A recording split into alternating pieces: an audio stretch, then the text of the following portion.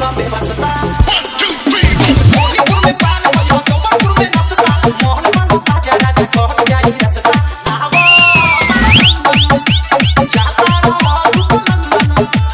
आवो जाता रहो दुल्हन डीजे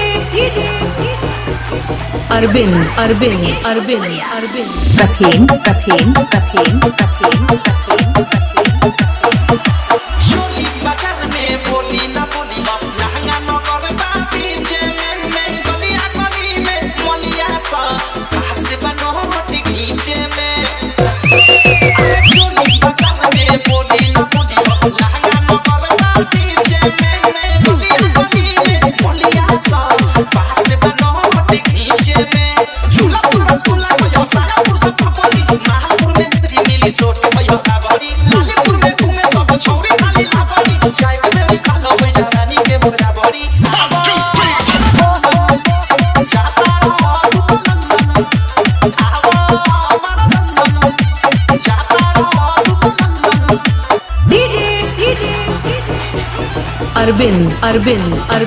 अरविंद कठिन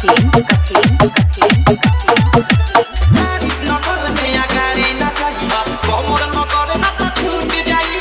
जाग नगर में धान के मारी हे राजा मुहरा फूट जाई अरे सारी नगर में अगाड़ी ना चाहिए कमर नगर ना तो छूट जाई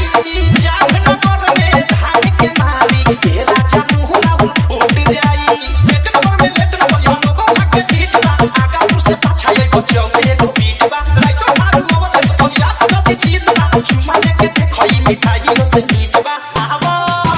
डीजे जाता रहो अरविंद कठिन